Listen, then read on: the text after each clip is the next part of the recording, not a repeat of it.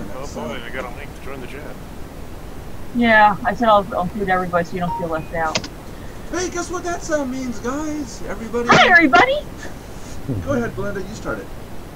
Hi, welcome to the Mardox Daily Live Chat. Today we're going to wait. Welcome to the Mardox DLC. Alright.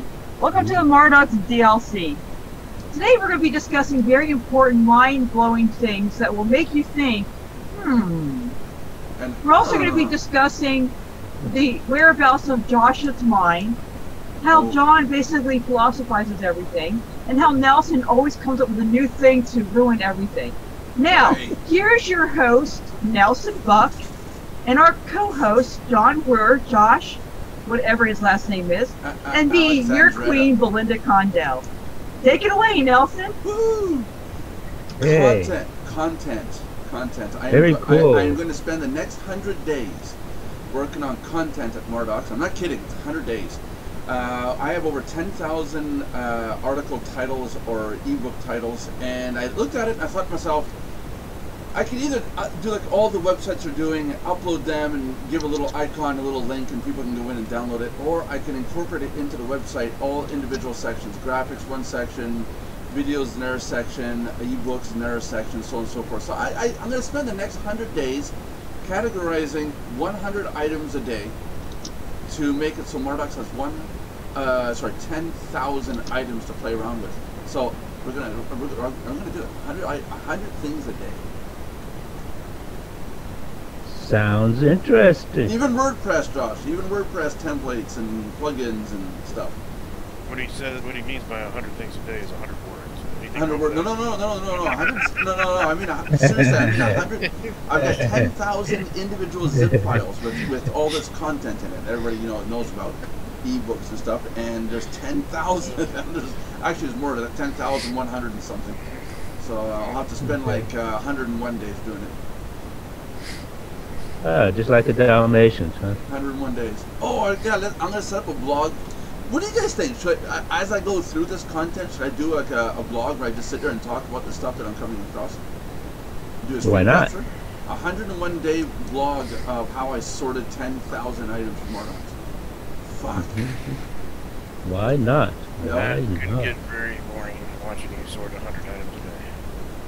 I don't know. John might join in. There's nothing better to do because he's got those religious cults to go to, cult meetings. Okay, John, on your behalf, I will slam 3 frying brands at once on his head. No, this is gonna rain. 3 frying pans, I meant to say. Got tongue twisted Belinda, there, sorry. They're not even cast iron. Oh, yes, they are. I only use the best. Not more.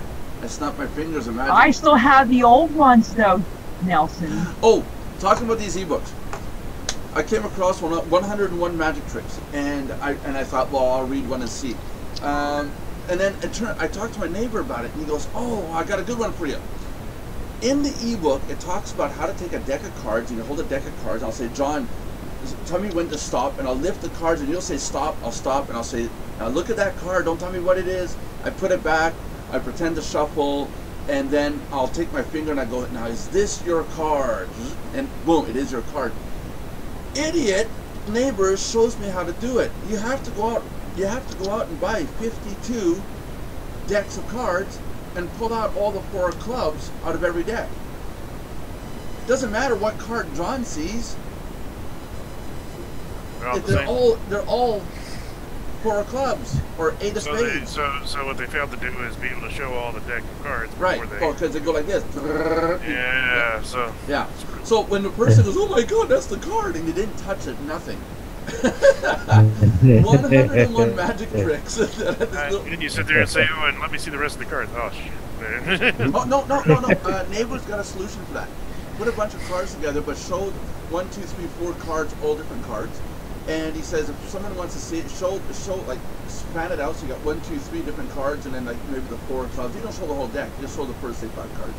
People see a Queen of Diamonds, a Jack of Hearts, and then you say, you do the trick, but if for whatever reason John were to say, "Stop," oh, and it's the Jack of Hearts, this trick will go, oh, is that the Jack of Hearts? No, it's not your card, but wait a minute, maybe it's the one that's over here. Because you need to know where your other 4 cards are. It's like, oh my god, this little ebook has 101 of these little tricks in it.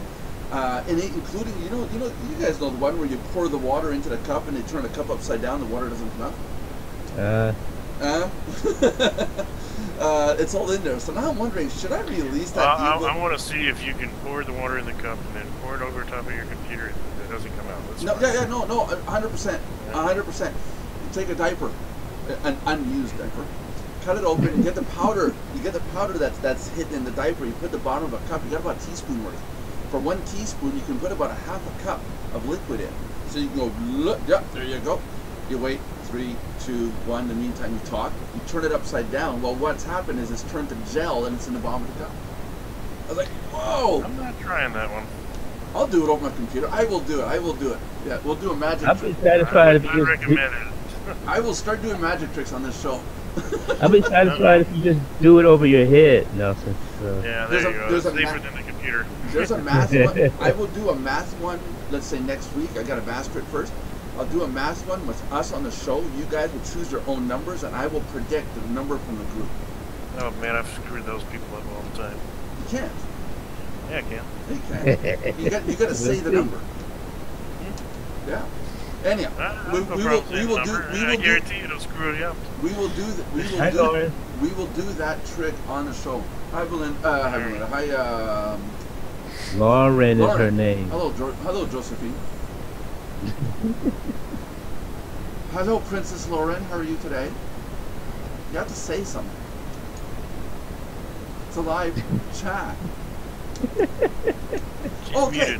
So Josh would know this. John didn't seem to catch what it is. I don't know if Belinda caught it. The Mardox DLC. Hi. The Mardox DLC. What does DLC stand for in the world today? I know, Lauren. Hi, Belinda. Do any of you know? I know what it stands for. What? I know what it stands for. DLC, Daily Life Chat. No, yeah, but that's ours. But what does it actually mean? Well, it depends. It has different meanings for different things. Oh, well, the biggest thing in the world, like in the DLC. Downloadable content. That's right, downloadable content. Oh, okay. Yeah, I was looking at that, and I thought, downloadable content. Yeah, it would be neat to put Mardox DLC in the subject line on our YouTube, because every gamer is looking for DLC. So when they type in DLC, you got more of a chance of popping up. Yeah, as long as it ain't the DMZ, you're good. No, not the DMZ. No. Then you're in trouble. What is a DMZ again? The demilitarized zone. Oh, that's it. Yeah, there you go. No, that's military. That's North Korea. Yes, this is the Mardox DMZ. Yeah, reporting to you from North Korea. Hey, there you go, guys. There's a topic, guys. That would be screwed up. They'd all the guards be looking for you and shit. Oh my god, where's what do you guys feel about what's going on with North Korea right now? I know we're not supposed to talk politics or anything, but what are your thoughts on this, guys? Belinda? Does Belinda know what's going on with North Korea? Belinda's ignoring us again. Oh. She might not be there at the moment. Might not be. You guys know, John, do you know what's going on? That depends. I mean, besides the rhetoric and all of this and that and the other thing, or something new going on? Saying threats as far as we're going to send a nuclear weapon towards America. Towards Guam. The guy is crazy and eats people. Yes, regardless if he's crazy and eats people, if he's got a nuclear weapon and is able to launch it, how do you guys feel about this? I know Australia wants to help us. Should the Americans step in and take care of this situation before he launches a missile, or should it be we don't do anything until the missile's launched? No, Trump will take care of that. He's not right now. All he's doing is talking, according to what most people are saying. It's too much issues in the region to be able to launch before anything happens. So the problem with the launch that he's trying to plan for is he's trying to strike within 20 miles of the coastline, but if he's 8 miles off, it starts a war. How's that? How's that work? International waterways is 12 miles. So if it falls within 12 miles of Guam, okay. So basically, it's like I throw an egg at my neighbor's place. What lands in the street, but if it lands in his yard, I'm in big shit. Basically, that's what he's trying to do. He's trying to launch it within 20 miles of Guam to prove his accuracy. Canada. If he's off though by 8 miles, then the accuracy is off by that little bit. Canada has stated that they're going to. Canada has stated that they don't want to get involved in this unless they absolutely have to. They want to remain neutral. But I'm sitting there thinking to myself, if he launches a missile and it hits the West Coast. No, it's not going for the West Coast. He's going for Guam. Yeah, but still, anywhere it hits in the States, sooner or later, Canada's going to get the fallout. Oh, I agree. You know, it's like it does matter. We need to get involved in this. You know? No, I don't think we should be involved either. Well, no, yeah, but he's aiming at the United States. He's I understand that. I think what people fail to realize is the history of the United States and China. We've never won a war with China. Oh no, we wouldn't. We've lost 2 wars with China in the past century, and I don't think it's a good idea to start a 3rd one. No, let's face it, China's a big boy. Yeah, well, yeah. China is what pushed us out of North Korea in the first place. We would have had North Korea already under control had China not invaded North Korea. Well, who's going to make us all those nice T-shirts if we get rid of China or go to war with China? And then Vietnam, same thing. The Vietnamese were also supported by China, so that's why we lost that one too. Yeah, that's it. We've never won, we will never win a war with China. There's just too many people. There you go. And then what people don't understand is North Korea's army is only about 300,000 smaller than ours. It's pretty big, actually. Yeah, but there's a difference. There's a difference between militaries too. It might be 300,000 less, but these people. No, hold up now. They're relentless. They're told to do something and they will do it. Us, our militaries, we're told to do something like commit suicide for the good cause. Our military won't do it. Oh no. See what I mean? More sense than that. Well, that's why they'll win. Because they're going to war. They're willing to go to death. We're not. You know, it's so much sense. Yeah. You know. Anyways, let's not stay too political. John, any topics for today, John? Any ideas? Yeah. What about advertising co-ops? Oh, good topic. Now, Josh is going to go completely silent because he doesn't deal with that at all. But what are you referring to? What kind of advertising co-op? Because it's kind of vague.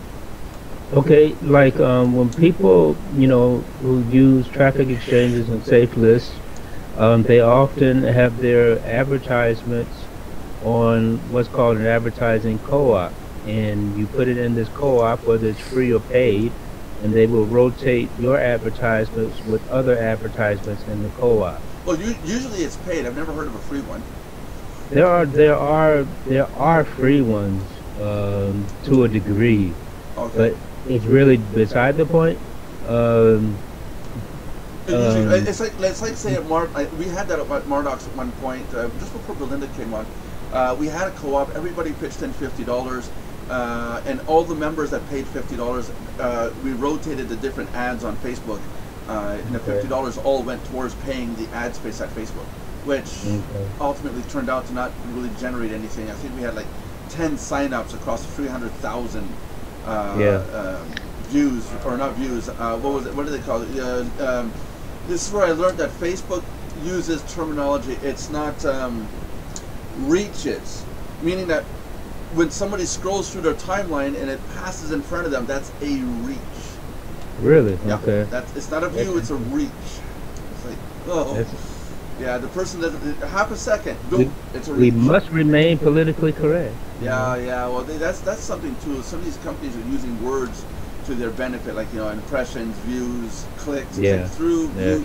There's one term being called a view through, which is the same thing as a reach. It views through on the screen.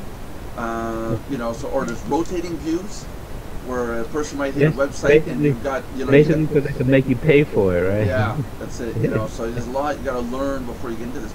But what paid co-ops are you part of? Are you a part of any right now?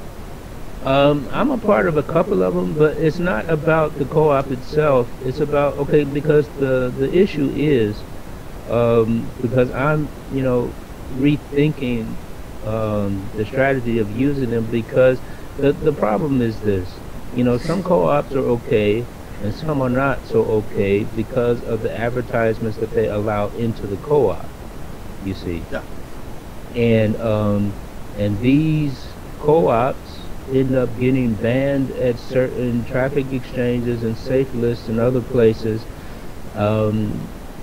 if their advertisements create problems, you see. And the problem the problem at the moment is not enough program owners are responsible enough to take action against folks like that and folks running advertisements that are just like ridiculous, like make $2,000 in 5 minutes and stuff like that. They're harmful to the market.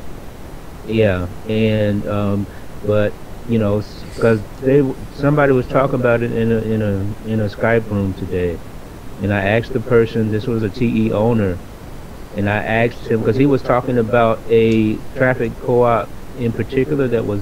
Somebody asked why that co-op was banned on his site, and he told them because they ran a lot of advertisements that were not so cool, and I asked him, does he have a problem with only certain co-ops, or does he have, or has he had problems with co-ops in general?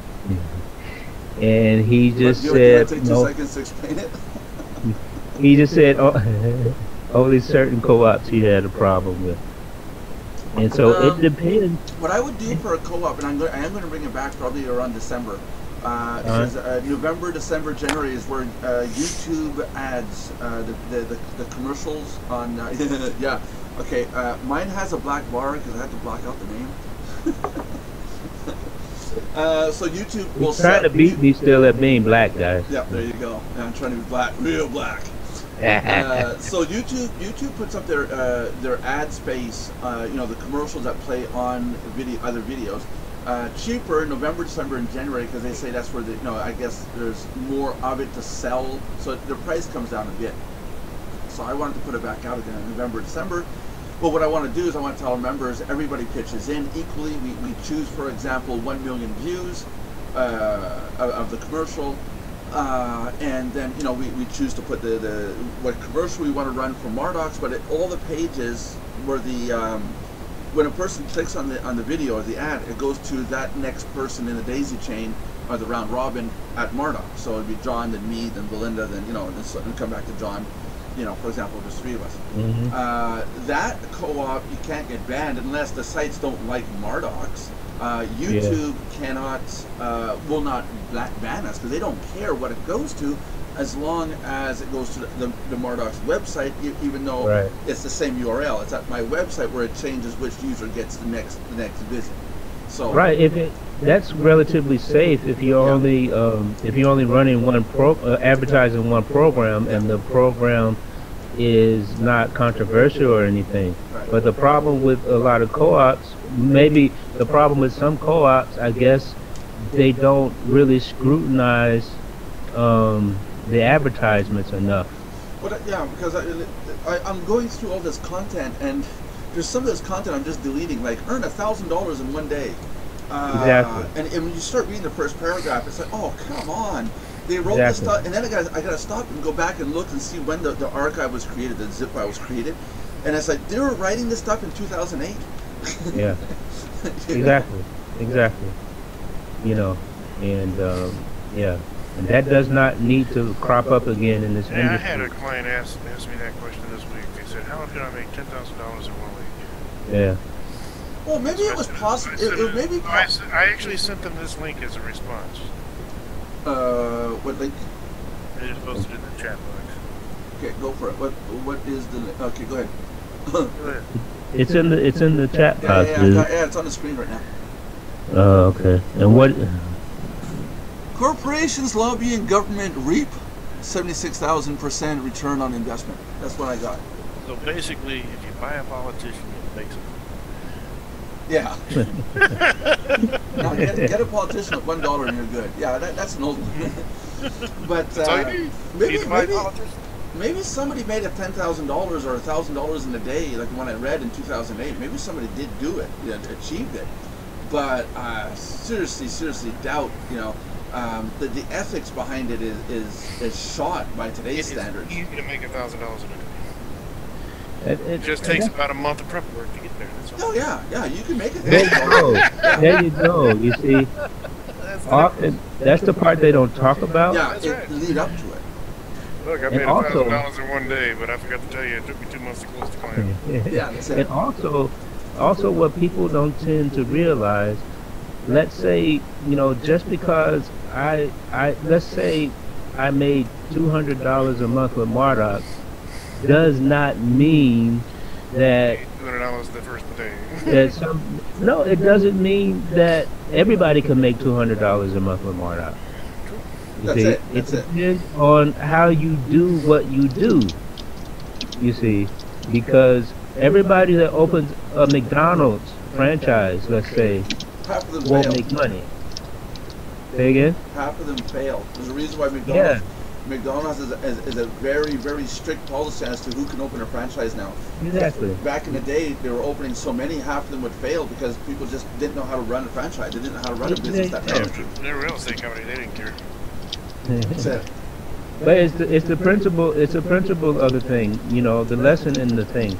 You know, just because someone, person A made a certain amount doing whatever, it shows that it's possible, but it does not necessarily mean that you can do it. I'm running a membership site, and I hate giving out numbers, how many members are paying and stuff like that. But it's taken me, what now, 3 years? I'm going on to 3 years now to say, and I can say that I'm basically breaking even right now. That's 3 years later. So that's a hard job to run. So if some people come to me and say, I want to run a membership site, that's fine, but don't count on quitting your job tomorrow morning just because you create a membership site. And see, and that's the problem in the industry. Let's take traffic exchanges.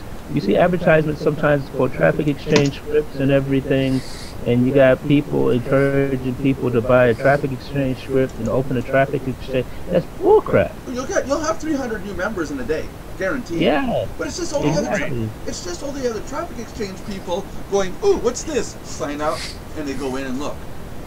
That's all it is. It's. I remember I was a part of a marketing system. I won't mention any names. And go ahead and mention the names, man. Not Caveman Web. Those scam artists. No, not Caveman Web. At any rate, you know who owns it, right? Me. Yes, I know. I'm dissing my own site. No, the thing about it was this marketing system, offered its members a traffic exchange script that they could run. Yeah. So basically they can own their own traffic exchange. But yeah, you see, because they didn't teach anyone anything about traffic exchange. Yeah. They just say, here's a script, run it. Yeah, give me your name and your information, and here's your traffic exchange. And money. And money, But it's ridiculous. God, Mardox coffee is real good.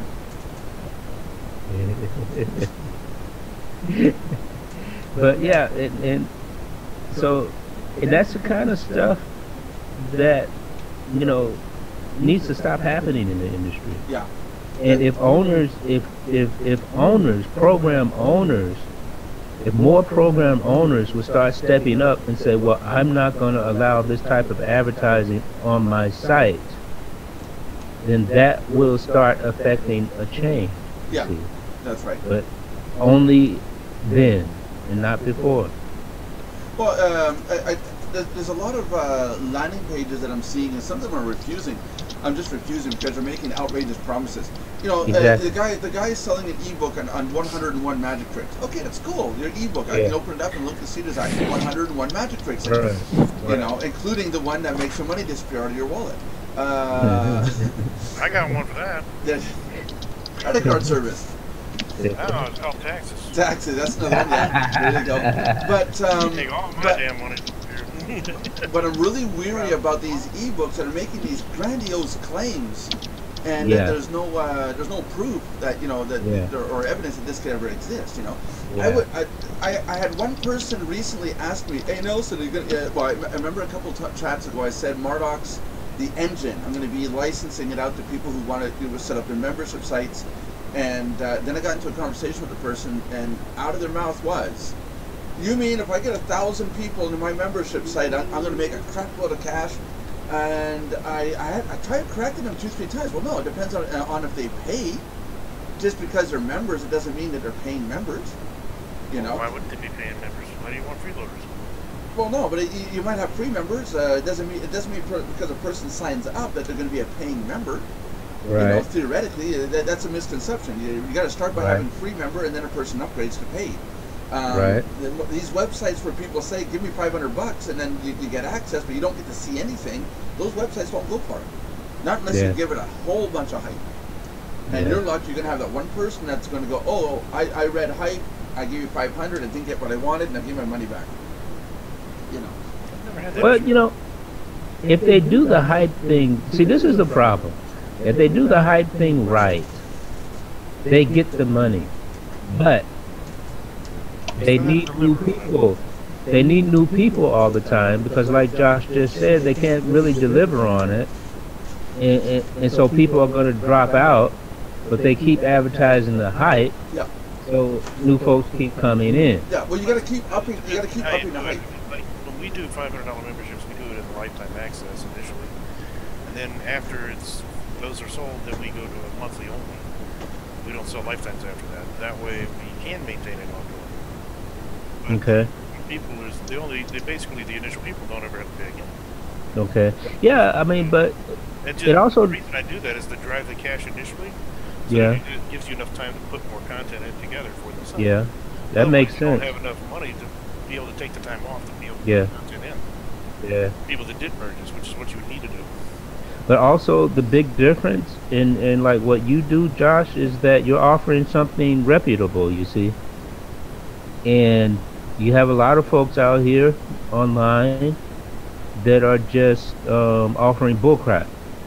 True. You see. And I think the biggest difference for us is we tend to target people that have already done business with us, that just decided they want to learn code. They're like, "Man, I wish I could do what you do." Yeah. So we end up contacting those people first. Yeah. So they already done business with us in the past. They already know we can do code because we built something.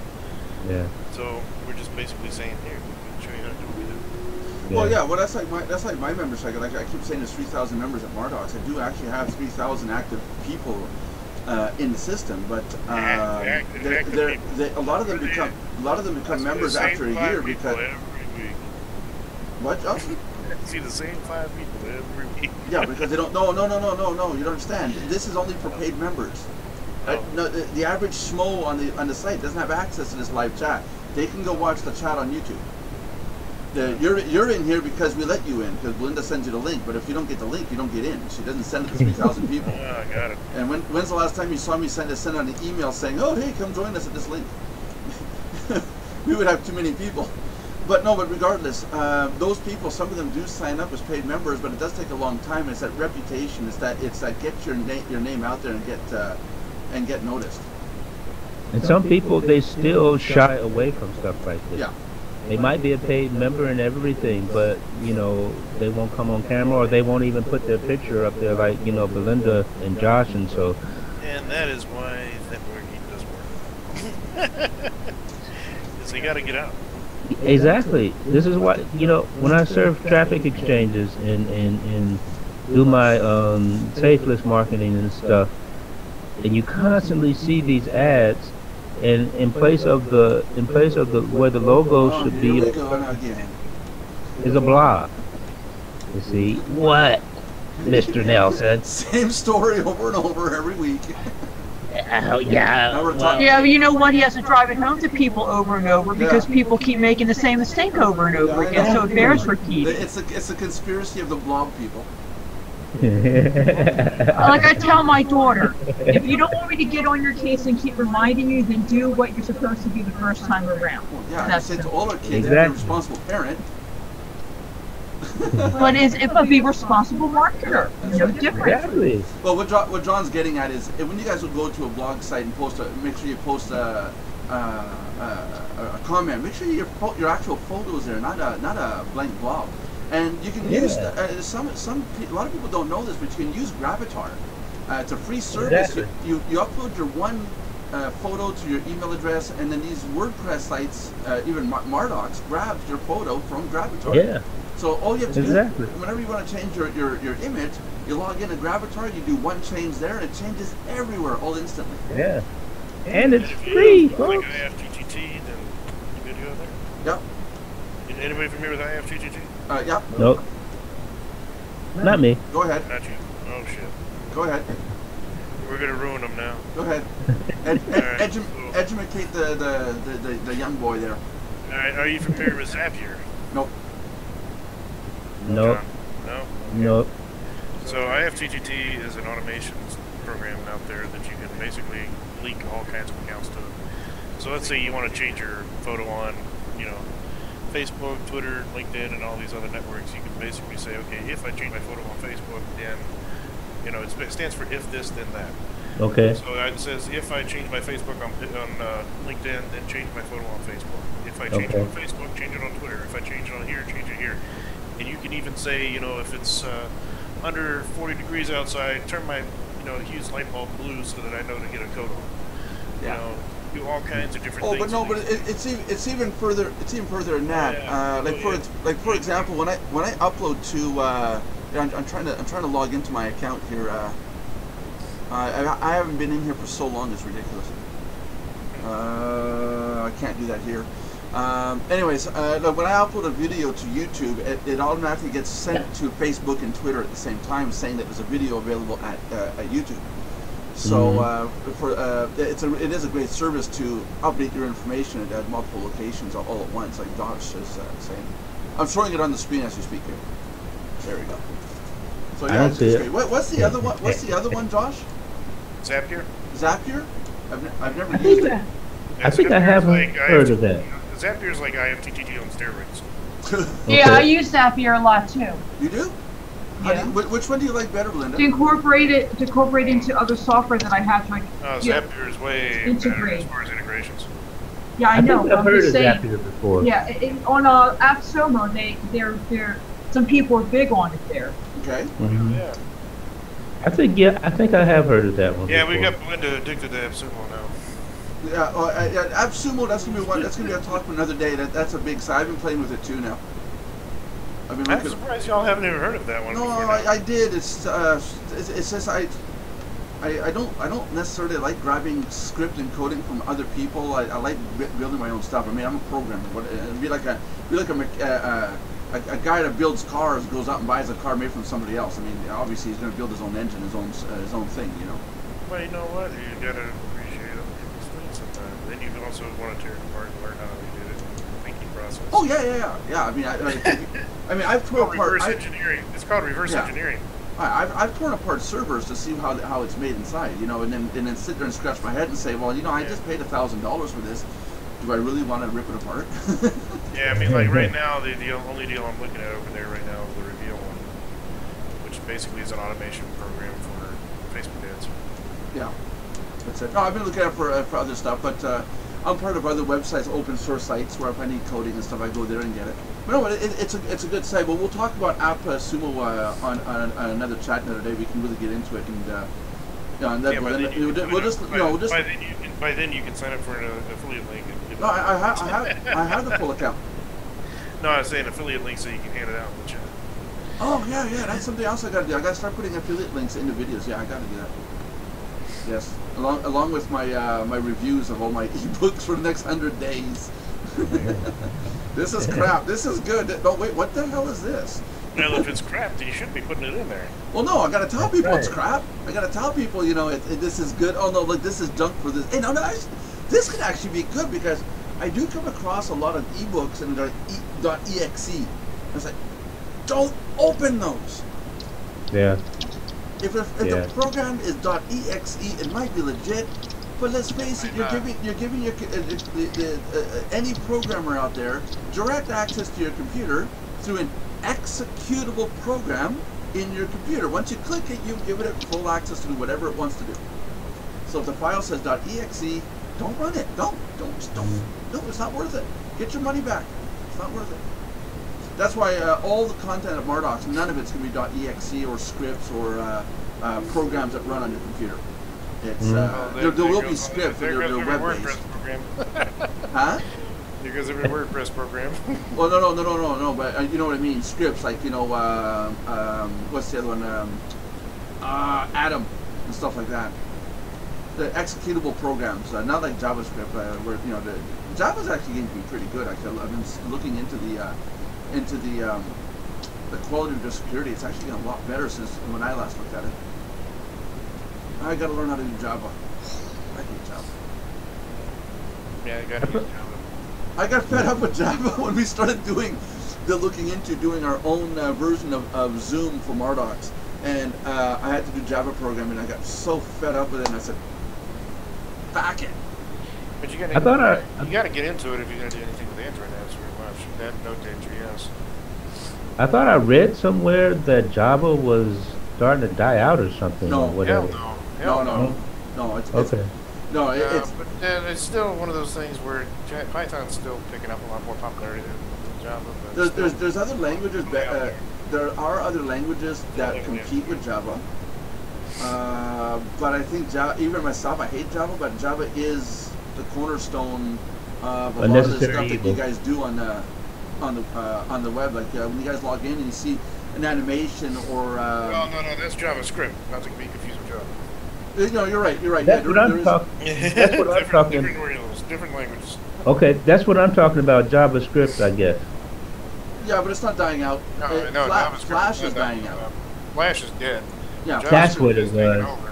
I stand corrected. Flash. If anybody runs a program that's an SWF file on their website, it's called Flash. Myself, if I go to a Flash website, it says, "Sorry, you need to install Flash," and I go, "Oh hell no!" Click back. Yeah. So basically, the concept is if you have a website that has SWF files in it, just take your head, bang it against a brick wall until you're unconscious. Yeah. Because that's what you should be doing with Flash. It's just okay. No, it's not worth it. And that's something else. I stand corrected. Flash is what it was. That's something else I have to do with all this content I'm going through. Is a lot of this stuff when you open the file, you go look at the content, SWF, delete.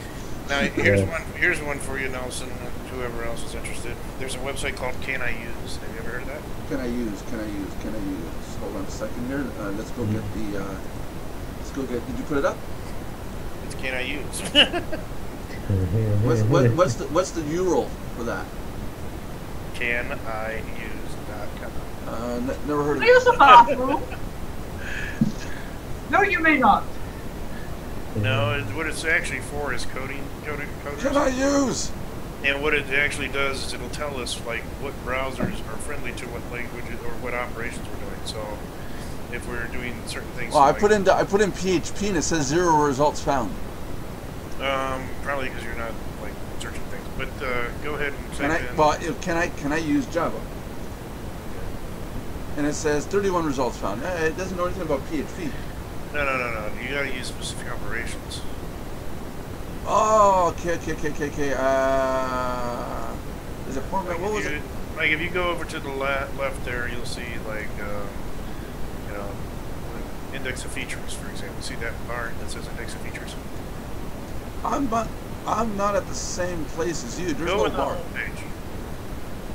I'm on the main page, caniuse.com. Okay, and then underneath that it says detected your country, whatever. Nope, don't have that. And it has another bar that says index of features. Nope, don't have it. You don't see a thing that says index of features. Okay, hold on. Let's do the more corporate looking thing here. Just give me a second here. I gotta screen share. Yeah, I'm gonna screen share. Just give me a second here.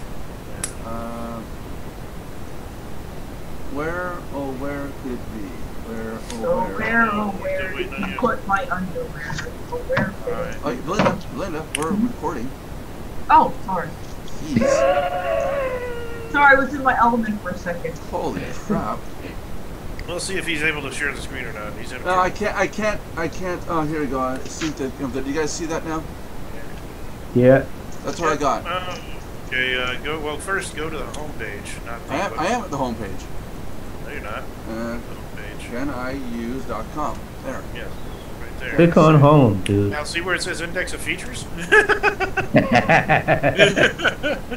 All of a sudden, it's there. Yeah, it's amazing. So click on the index of features and wait. Dude, really, your browser is that bad. What do you? Up, man, up. You Index of features. There you go. There you go. See, now you can pick an operation. Anyone, pick one, and it'll tell you whether or not it's compatible with what browsers it's compatible with. Oh, okay. So if you're doing web programming, you can find out, okay, is this compatible? So and anything in PHP won't work because PHP runs on the server and then spits out the HTML or Java or whatever. Then exactly. Yeah, okay. So you're talking client side stuff. Okay. Yeah. Okay. Now, can I stop sharing? Because I don't like sharing with other people. Yes, Mr. Selfish, you can stop sharing. But yeah, it's all right. The idea why we use it though. There you go. Especially when people are telling me, oh, it doesn't work on IE11. I'm sorry, we don't support that. Interesting. I have a policy in our company. We don't support anything that's not supported by the company. So if Internet Explorer is not being supported anymore, then I'm not going to support anything Internet Explorer has. Yeah, makes sense. How popular is Edge? Very limited popularity. Okay. So, Just wondering, I never used it, but just wondering. No, I can actually give you the stats. Yeah, go for it. Let's see the stats. Give me the link. Show me the money or the link, whichever. I'm doing the broadcast. I'm playing Xbox at the same time.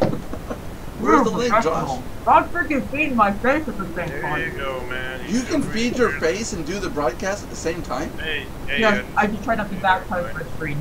Never mind, I just shared the link. Yeah, I got it. There we go. I'm looking at it now. Browser statistics. Browser statistics. What are we looking for? Most popular browsers. Chrome. Here, IE Edge. In July, it was only 4.2% of people using it. And Safari is only 3. Opera is 1.2. Which is gaining ground, actually. And really? Yeah, it's gaining ground big time. It's actually gaining ground. It's one of the few that is going up. And I explained to people why, too. Opera has finally decided to realize, hey, we need another niche because this web shit ain't working. Mm-hmm. So Opera decided dude, bear with me. Bear with me. Opera decided, no, they've gone up over the past year. Not by much. Yeah, they actually improved. Yeah. Yeah. And they're going up for one reason. They've decided hey, we can be the leader in television browsers. Yeah, but last January... so that's what's going on with Opera right now. January 2016, they were better. They were at 1.4. Yeah, but January of this year, they were at 1, and they've gone up to 1.2 now. Right now, it's 1.5 in November, 2.2 in August of 2015. I use Opera. 2.5 July. Do you use Opera, Lauren? The reason it's yes, I do. The reason it's starting I use Opera and Google and sometimes Firefox. Yeah, but the reason it's starting to climb is televisions. Opera is getting really heavy on the television. That's funny because my Samsung TV doesn't have Opera on it. What's the most popular browser? Chrome. Mm-hmm. The best, most reliable. Yeah. I have 7 browsers. 76.7% of the entire internet uses Chrome. Yep. Okay. So when my client, There's a lot of cool apps too. Here's what I tell my clients when they call me up and they say, I'm having trouble seeing the site in Internet Explorer. I said, that's great. Let me do you a favor. Okay, go to google.com. In the top right corner, you'll see download Chrome, Google Chrome. Go ahead and click that. I said, okay, now open up Chrome. And they're like, yeah, but I'm going to lose all my Internet Explorer stuff. I said, no, you're not. And then they sit there and import it. You can import it. I show them how to import all the shit. And then they sit there and they're like, but I'm so used to Internet Explorer. I said, just try it for a day. It's better. I used to be Internet Explorer, and then I went to Firefox, and now I'm Chrome. And then I tell them, just use it and try it for a day, and then let me know. The next day they call me up, and they're like, oh my God, what the hell was I doing with Internet Explorer? This is so much faster. And all the apps in the free app store. You can get so many cool apps for free at the store. I'm not kidding. Somebody say I just try to explain them to get out of the Internet Explorer. Once I do, they realize the speed difference is just insane, so they never come back. Somebody say hi to Merlin. He's waiting. Hey, hi, Merlin. What's up, dude? What's up, doggy dude? Him is more like, what's down? Who? I don't see anything. We don't want you to see. I don't want you looking at my dog. Yeah. I'm sure. You're not black enough, dude. You gotta fit with the crowd. I never was a big Internet Explorer fan. I used to be a big Firefox fan, and then my son got me years ago to try Chrome. Here's what I explain to my clients on Chrome and Internet Explorer. If they're an Internet Explorer user and you're targeting those kind of people, yeah, you better be in an industry that basically is behind on technology. Yeah. Okay. Because that's the only people hanging there. Okay. Wait. Did Josh say the only people who are hanging there where? On Internet Explorer are people that are behind on technology. Oh yeah. It's mostly businesses, stuff like that. I'm seeing not internet businesses, but regular businesses. No businesses using Internet Explorer. The only people using Internet Explorer. I can tell you a lot of businesses are using Explorer. My wife works in inventory, and she's constantly telling these managers at supermarkets, at Rona, at department stores, what browser are you using? They say Internet Explorer. She goes, okay, can you go over to Chrome, because Chrome will do this and Internet Explorer blocks you on this.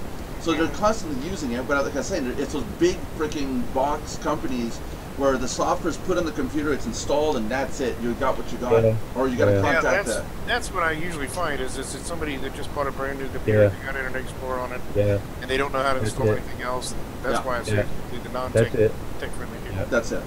But the average slow, I'm finding off my website, it's Firefox or Chrome, and Firefox is a lot less than Chrome.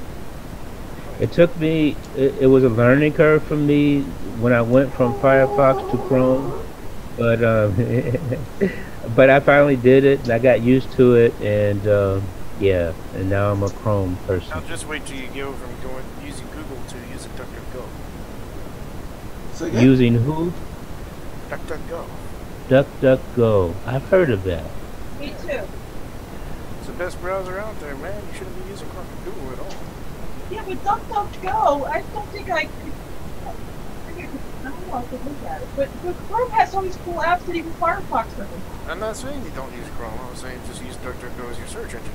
Oh, it's a search engine. I was going to say. Search engine. Really? Well, how can that be Google search engine? Because Google has it can't. No, it can't. DuckDuckGo is a privacy search engine that doesn't track your shit. Yeah, I also have privacy web browser if I want to use that. You know, I've got different privacy things. All you have to do, all you need to do is go into your Google settings now and say you don't want to be tracked. Incognito. No, not Chrome. Google, your actual Google account, and you can now state you do not want to be tracked. The other way of not being tracked, if you like Chrome, I haven't set like that too. If you like Chrome and you don't want to be tracked, there's another browser called Epic Browser.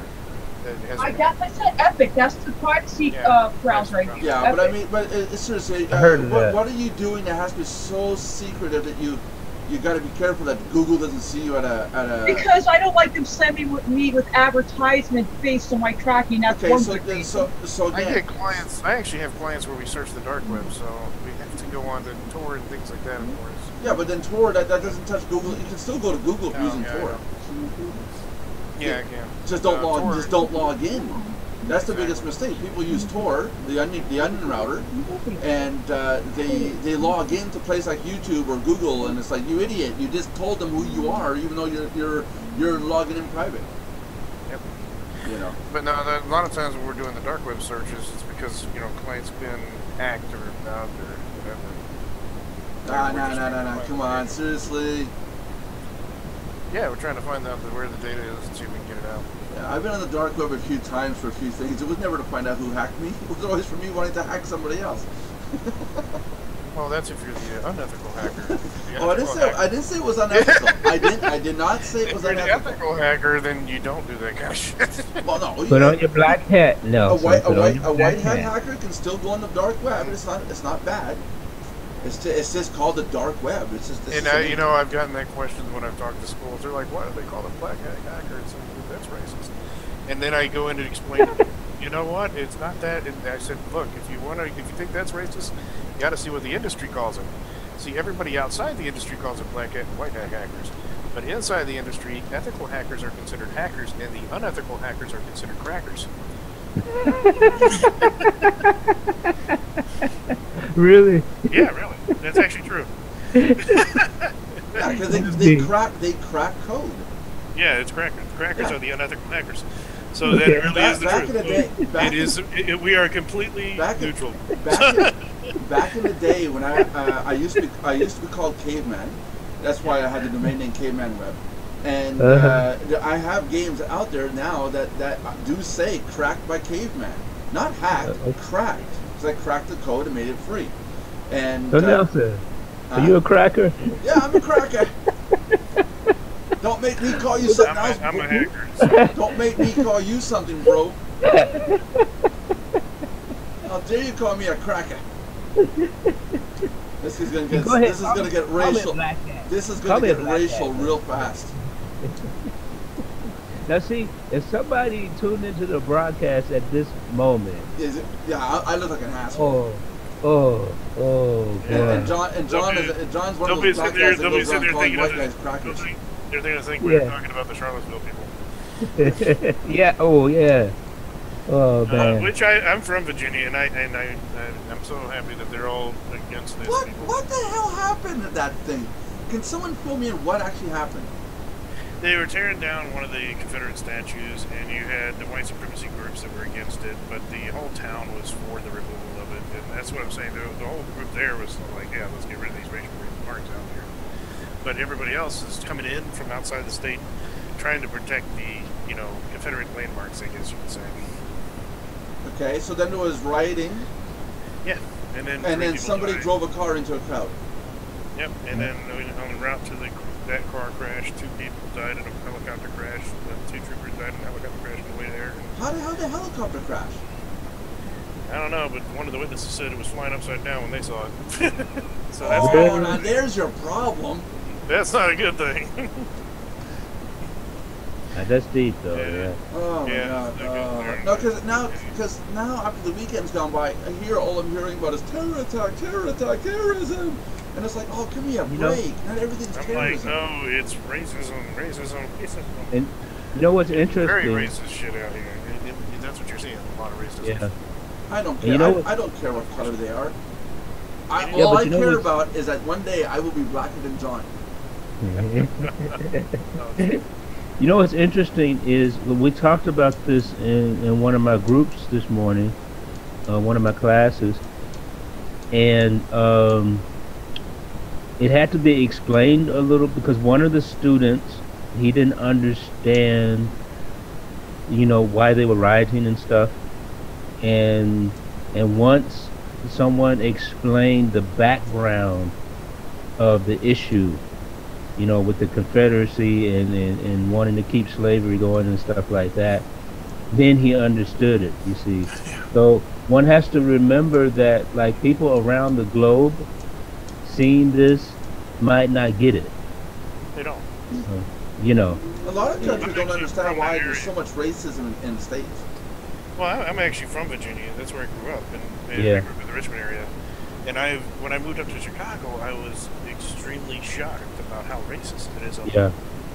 Yeah. Because I was expecting, the North is. You always hear that the South is more racist than the North. Right. When you move up here, it's like, whoa, what a difference, man! Every single culture has their group up here.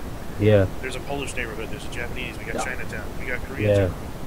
You got Arabic towns. I mean, there's like every single group has their area. And it's like I'm not used to that because in Virginia, it's mixed. It's all based on the classes down there. Look at New York. Look at New York. I'm sorry not to interrupt, but they have Little Italy. They have Chinatown. They have different sections. Irish neighborhood. Yeah, but where I'm from in Virginia, in the Richmond area, it was all the income classes. It wasn't really race classes. Yeah. So there, it's all low income, middle income, high income. Those kind of groups. Yeah. That's how it breaks down out there. Because I mean, I lived in a neighborhood where no one cared if you left your garage door open because the cheapest house in the neighborhood was $350,000. Okay. Well, my neighborhood and one that I was raised in, we didn't lock the doors at night at all. We never had to worry about it. Yeah, but what I'm saying, as far as like races, it was mixed as hell. I mean, I had Asian on one side, Hispanic on the other side, black on the other side. Okay. It was normal out there, but no one really thought about it because it's all just income classes. Then I moved out here, and it's just like racist as hell. It's amazing. And I realized it was interesting to me. I have less problem with racism here in Europe than I have in America, you see. And that was like interesting for me, you know. Here where I am, I'm in Quebec, and it's very racist in the sense of English versus French. And my response, my street, I have a neighbor on each side, one across the street. One neighbor didn't like me for about 5 years until things changed in his life, and then suddenly now he's talking with me and there's no problem. But he did not. He flat out said, "I don't like English people," and I'm like, "You got shitting me." You know, just because I speak a language, you don't like me? And I solved that problem really easy. I said, "How many languages do you speak?" So I speak 4. Okay. So which language do you want to be racist against? And he was, "Oh." And then I told him flat out, anybody who only speaks French is only stuck to Quebec and other French-speaking countries. That is it. You want to go to the States, you want to go to Mexico, you want to go to Morocco. I can go anywhere in the world with the languages I know. But the French Canadians here, the Quebecois, they're stuck mainly in Quebec being just French. And if you want to leave the province, they got to go into English. They don't know it. They really don't know English. So, I mean, being racist against English, you're a bloody idiot. The English, at least the ones like myself, trying to speak French or learn how to speak French. I'm not going to lie. When I was in the military overseas, one of the things they used to tell us is if you think you're going to get a problem with people over there, don't have any markings that you're a U.S. citizen. And if they think you're a U.S. citizen, just tell them you're Canadian. They usually will leave you alone. Yeah. They're Canadians. They're more racist against Americans than they are Canadians. Oh yeah, well yeah. so as long as you say you're Canadian, oh okay, you're good. Americans you're in deep shit. You're gonna get Americans cause more problems. Yeah, that's why. So they were saying, say you're Canadian, and you'll be fine. Yeah. And you Canadians do your stuff quietly, you know. Oh, yeah. We'll rip you off, but very quietly. You won't even know it until your money's gone. That's it. Wars. We start wars, and then we make it look like the Americans did it, and then we come in and make it look like we cleaned it all up. Yeah. It's like World War II. You know, Canada signed the Declaration of War before we did. Did they really? I didn't know that. Canada signed the Declaration of War before the United States. The United States went out and did the war. The Americans took credit for the wars that ended World War II. Normandy. Yeah, when we got bombed at Pearl Harbor. Hold on. Normandy. The United States took full credit of that. But if you look back, Canadians are the ones that were on the shores more than the Americans. We're the ones that lost more people. We're the ones that won Normandy. Okay. But the Americans, we won the war. So we started the war. Americans stirred up the pot, and then they took credit. We're good at that. We're all very good at that. All our countries are involved. Like I keep telling you, when it comes to race and comes to racism, language, or religion, or whatever. Oh, this country's really bad at it. Peel back your skin. What color are you? We're all pink. Orange. We're all pink. You're orange? Yeah, freaking orange. Somebody has to be different. I want to peel back an alien skin and see what color. And if it's still pink, then I'm okay. If it's not pink, I'm going to be racist because then they're aliens. The little gray ones I'm talking about, not the illegal aliens. That you're about to sit there and start talking about the illegals. No. I have respect for the illegals. Talk about the ones with the antennas, you know. Nanu. One with the antennas, isn't that the ones that grew up in the 80s with the television? The 80s rock. We don't use antennas now. It's Wi-Fi, man. We don't use antennas. Hey, Lauren's should have her cup pretty soon, the 24th or 25th, I think, Lauren. So pretty soon, you're going to be able to hold up your cup. I got to turn my cup. You're going to be able to hold it up and say, "Look at my cup." The only thing I'm curious on is why. Mine's blacked out. Now here's one thing I am curious. Here's one thing I am curious on the alien stuff, exactly how is it that the most advanced species in the universe is coming here and abducting the dumbest people on Earth? See, John done lost it, man. That's good, Josh. That's good. There's only one problem. It's always some farmer that gets anally probed by some alien. It's like, Josh, hold up, I got a question for you now based on that. He probably got drunk and got screwed by a horse and was using that as an excuse or something. Josh, I have a question for you on that topic. Who's to say that there's only one species of alien? That's true. There could be 100 species coming here, and one of the 100 are abducting us, like as if we're cattle. Yeah, I don't blame them. We must be pretty tasty. I mean, look at this. I mean, I'm just saying, though, why are they doing? Have you guys seen the meat on this? But why would they abduct the dumbest species or dumbest person on the planet?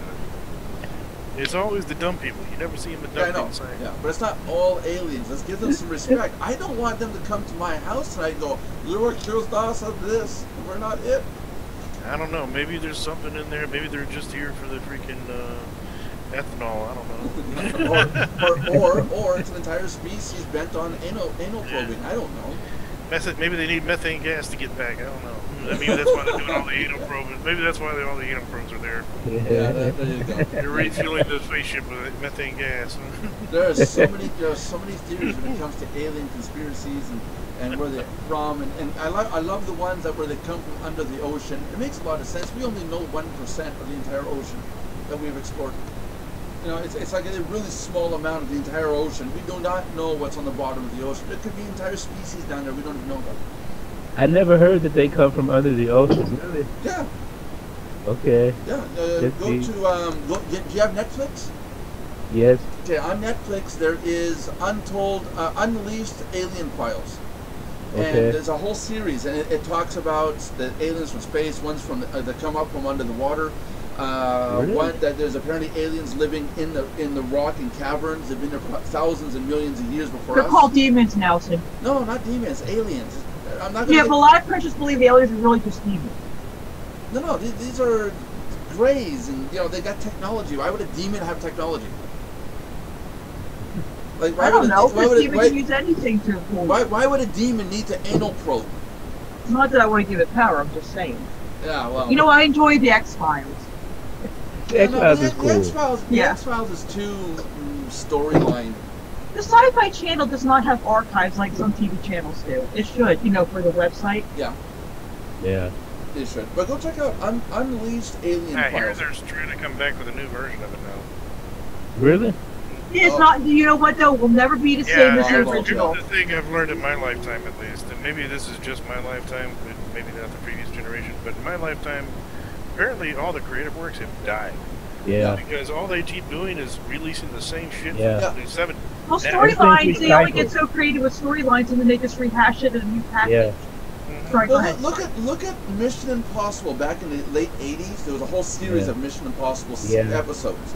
And I love those. They came out with another Mission Impossible series. 3 episodes came out, and these idiots went, "Hey man, I got this laptop. It's a P6." And it's like, back in the '80s, they were pulling out laptops that didn't exist. It was unheard of. I mean, when they showed the screen, it had to be digitally entered in the video so that you could see a screen and stuff going on. The laptop didn't exist. What they had on set were just the shells of what could be a laptop. Yeah. They re-brought back the Mission Impossible episodes. They went through 3 of them, and in one episode they go, "Oh no, I'm gonna pull up my P6 laptop, best in the market."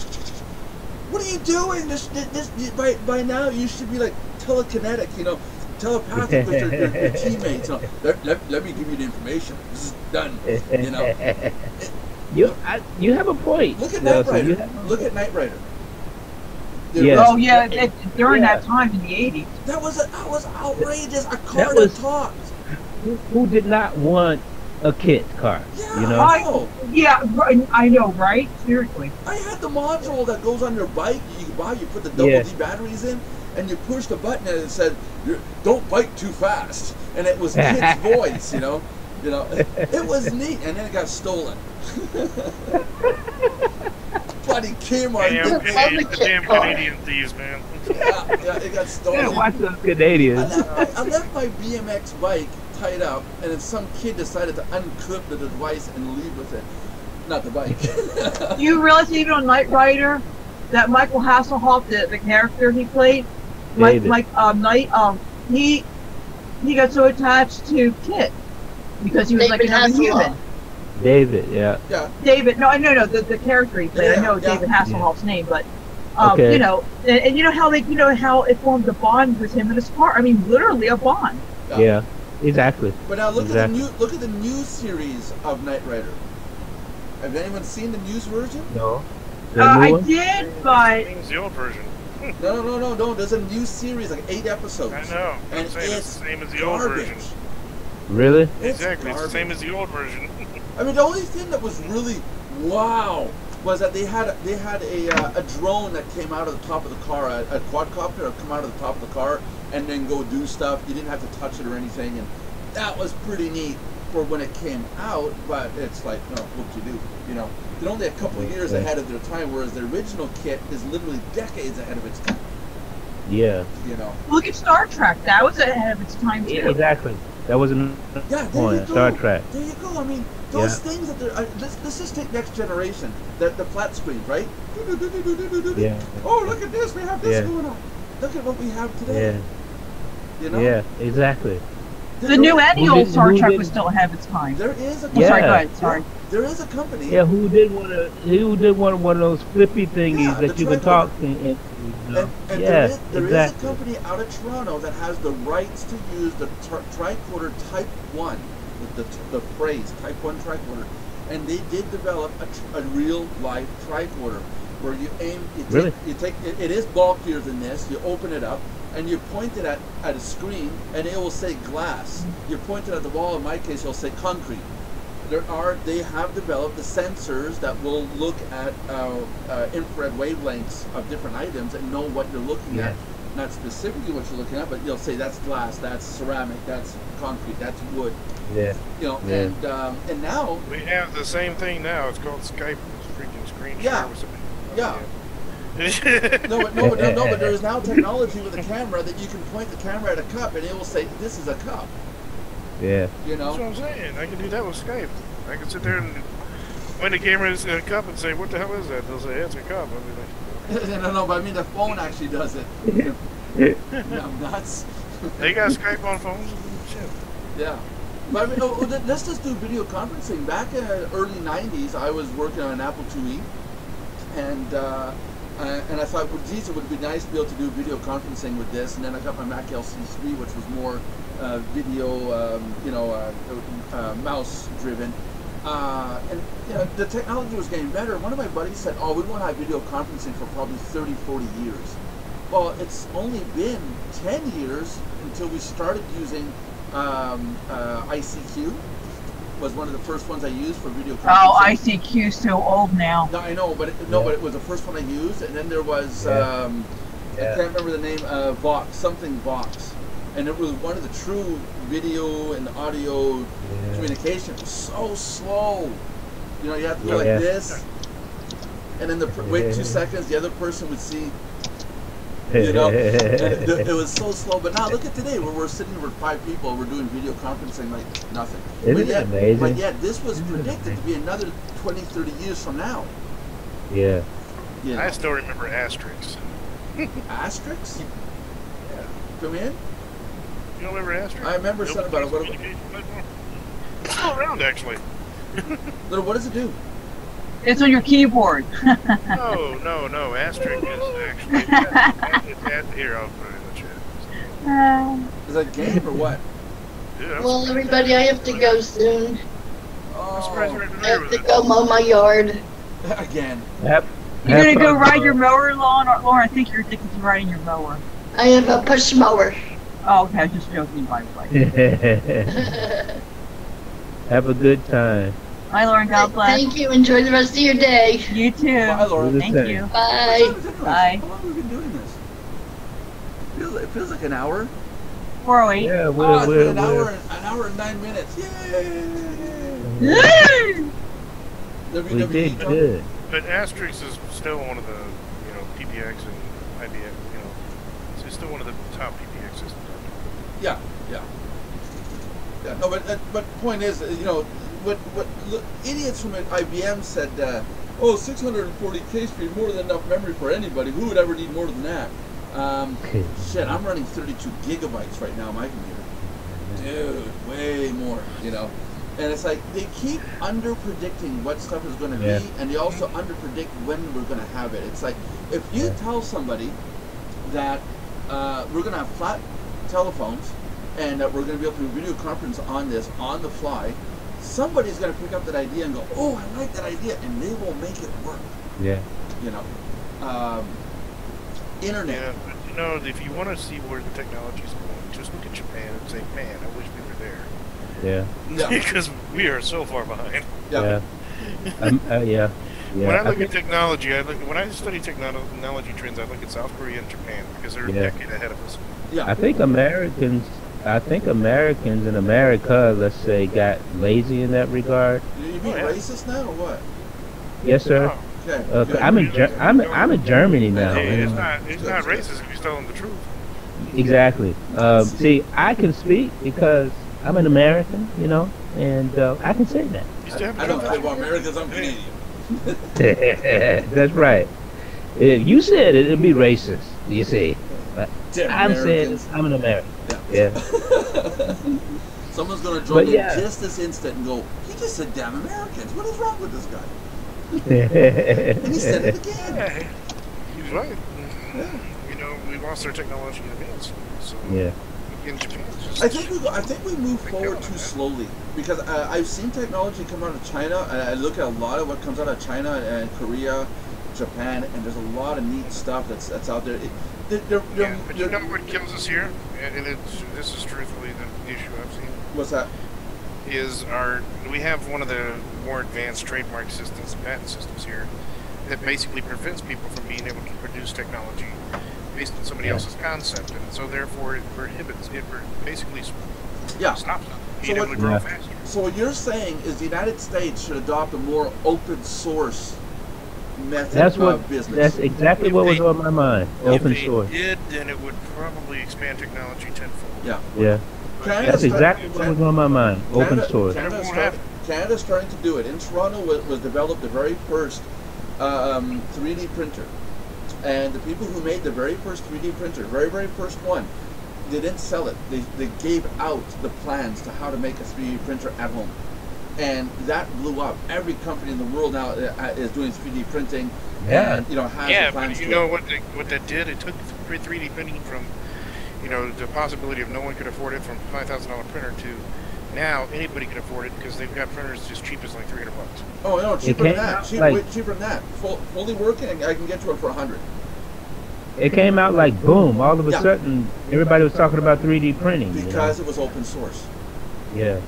That's the secret. Okay. If we go open source, sure. If somebody wants access to Mardox, the engine behind the scenes, I got no problem as long as they're going to help contribute to making it better. Exactly. You know, I don't want to give it away, but I want you to contribute to making it better. Exactly. You know, basically what we have going on at WordPress as well. Yeah. You know, Wix stole the shit and didn't give us any credit at all. Because Wix is actually built in WordPress. Yeah. Is it really? Yeah. Okay. But that's their prerogative. It's their prerogative, and you're not really hurting because of it. There are more people sticking with WordPress than there are going to Wix. Yeah, I found Wix to be too restrictive as far as what you could do, you know, and stuff like that. I have a software program that connects businesses that are using Wix, and then I can offer them a better plan, even if I'm not the one doing it through outsourcing, arbitraging. Yeah. Hey, it's an easy buck, and it's honest, and it's helping people, so everybody wins. What the fuck, Melinda? Did you say an easy buck? Well, when you get a hold of people and they go with you, it is because you're not the one doing the work. So you're saying that bucks are easy?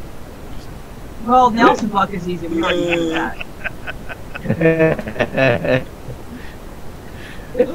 We love you, Nelson. Yeah. Okay. What's your account number again? What's lower than a free membership? I can't remember now. Too late, paid. That's it. Hey, guys, we gave out T-shirts last Friday. Nobody else showed up, so you got to join in on these daily live chats. The DLC. You got to join in daily to find out what's going on. Watch this on YouTube. Subscribe, like, comment, the whole thing, and keep your ears open because we are giving out stuff for free. And we tell you what's really going on in the world. Yeah, like, we don't BS you. We give it to you. People who are black are racist. People who are white are complete angels. And Nelson loves to wear the frying pan constantly. I need to get a frying pan.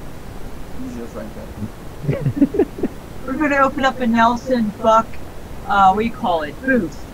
People can bring their cast iron skillets and take turns. I was in the process. I think you should just get his website, Nelson Buck. The Buck that doesn't give a bark. For those of you that don't know this, I'm in the process of renovating my basement, my office, and all that. And I was moving stuff around, and I thought to myself, I can't find my YouTube button, my stone YouTube button that one of our members sent in. How can you do something like that? I spent 3 days looking for it, and I had to ask Jackie, have you seen the stone play button? To save space, make sure it doesn't get damaged, she put it back in the box and screwed it back together. Your heart's just in the right place, Nelson. The crate's sitting right there, but it's inside the crate, so it doesn't get damaged. Thank you, Jackie. That's the way to hide stuff in plain sight. Yeah, that's it. That's it. When I'm done, I'm gonna have a studio here with a green screen, and we'll get it going. So meanwhile, join us every day, Monday through Friday. It's 3 o'clock Eastern Standard Time. Josh will be there to make us really, really, really listen to what he's saying. Belinda will be there just because, we need to have some diversity, male, female diversity, John will be here. John's the best bro in the world. Hey, show the cup. Brown nose. Okay. Yes, the nose is brown, see? That's right. And, hey, John, show the people, before we go, what's on the other side of the cup that's really specific to that cup. This one? The other one, the other side. Yeah, not the other cup. Yeah, not the other cup, the other side. Been there, done that. Yeah. That cup, that Mardox mug, has John Brewer's name on it. If you guys want to get a mug like that, you got to be part of the live chat, DLC. And what does BNP stand for? Yeah, and you got to really rub the nose, When we get nice and brown, look at Johnny, he went way, way past Nelson's forced the brown nose the best, though. And what's the BNP stand for? Very nice person. Kidding. Love you. Yeah, Josh won't give me his address, so he's not VNP. So one day he'll text me his mailing address, and we'll get it. Or he's smart, one of the other. What? Or he's smart, one of the other. I'm gonna give my address out to Nelson. I don't want him showing up. Let's end off the show, guys.